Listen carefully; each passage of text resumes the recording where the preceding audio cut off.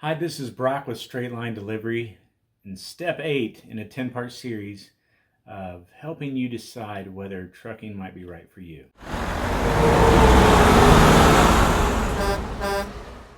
Step 8 will focus on what type of trucks we use, why we use them, and what my advice is to somebody who's getting into the hotshot industry. For my drivers, what we have found works the best, and this is since 2011 to the current date, which is September 2022. The best truck for us has been the F450. The F450 is designed to haul freight on a trailer at highway speeds, probably better than any of the other series. An F350, while they're both dualies, is just a little bit lighter, and I call that sort of a part-time truck or a hobby truck. So if you are a excavator and you've got a backhoe or a bobcat to pull around town, an F350 is great. If you got a horse trailer, camper, and you do a lot of driving and camping, an F350 suits those needs. Now, I have used, and I've got guys that still use, an F350. It's just a touch lighter than the 450. It will get the job done, but it's not made for the daily wear and tear. It's more made for part-time wear and tear, which is where the F450 kind of beats it because it's geared toward full-time work truck. They don't look much different in comparison. They both fit in your driveway the same. It's just one does a little nicer job than the other. Now, when you get into like an F550 series, that's a tool truck slash dump truck, okay? An F550, even though it'll hold quite a bit on its suspension, it's geared lower. And the reason is it's geared to have a lot of weight on the truck all the time. So it's geared to get up and go around town from stoplight to stoplight. When you get it on the highway, it's running just a little bit too high at RPM, and it doesn't quite get the fuel efficiency that the F450 does. Chevy 3500, Chevy 4500, they do an incredibly great job too. The difference is they have an independent front suspension, makes them a little bit lighter, the 3500s. And the 4500s are a great combo. I really have had great results myself with the 6.6 Duramax and the Allison transmission. But the F450 just seems to hold up a little bit longer, a little bit better. The power is pretty comparable.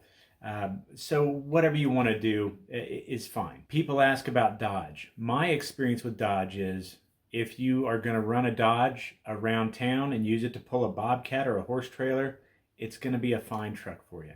It just doesn't hold up well to the type of work we're doing for some reason. I believe it's all the not the aftermarket, but all the everything outside the engine and the transmission seems to fail prematurely compared to the Fords and the Chevys. I won't go into more than that. That's my personal experience. I've seen a lot of Dodge guys go out of business because they are constantly broken. And when they go to the shop, it takes a lot longer to get them fixed than the Ford and the Chevy dealerships. So just have been a negative experience with the Dodge truck. That's my experience. So for what it's worth, there's my 2 cents. On any of these trucks that I'm talking about, the F350 or the F450, Ford or Chevy, you don't have to have a bed on the truck. So if you find a work truck with no bed or a flatbed, that's just fine.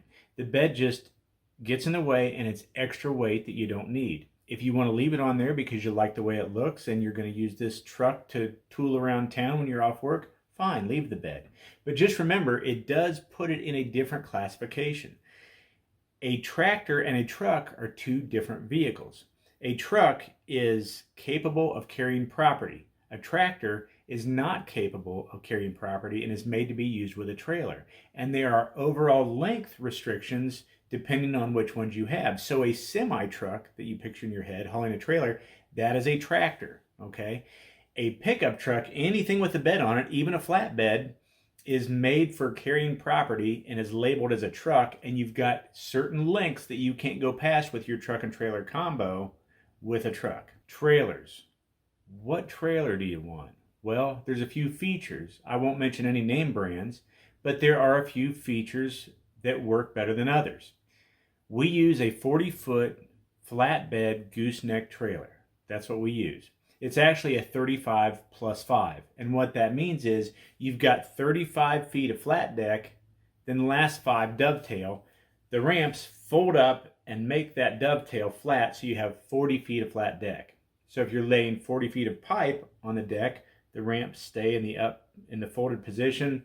It supports all the weight. If you need to unfold them and load something and fold them back up, then you have 35 feet of space because the ramps are folding up and taking that last 5 feet away from you in the action of the movement. Now, some of the ramps will pin straight up. That's kind of the best of both worlds, because then you have 40 feet of deck for like 2 trucks or 2 vans, and then the ramps will pin straight up and won't be getting in your way. So those are some nice features to have. Another thing you want to look for is you definitely want a 102 wide trailer. So this will be a deck over trailer, which means the deck will sit over the tires, not the other way around. You don't want to see wheel wells because that gets in the way of your loading space. So you want a 102 wide deck over trailer. Another feature is when you have ramps, you do want the fold-up kind. Those are called monster or mega ramps. And they usually make 2 that are almost a complete width of the trailer that fold up, and there's a very small space between. So you can load even a 3-wheeled vehicle. The pull-out ramps are on a 40-foot flatbed with no dovetail, but they're very skinny and they won't hold as much weight. So consider that when buying a trailer. If you find a great deal on anything, I'll always say a great deal and getting started is better than waiting around for things to be perfect. So you're much better off getting started making, $3,000 a week than to hang around and wait till everything is just perfect. Get out there and get started. You can always change trailers later. If you start with a trailer that you're not that jazzed about, that's fine. Get going, start making money, and then order one on down the road. That's my recommendation. My last 2 recommendations for a trailer are disc brakes. So you want electric over hydraulic. Works just like a car brake. So a disc brake. And air ride. Air ride will pay for itself. There are many specialty loads that need air ride, and if you don't have it, you can't take them.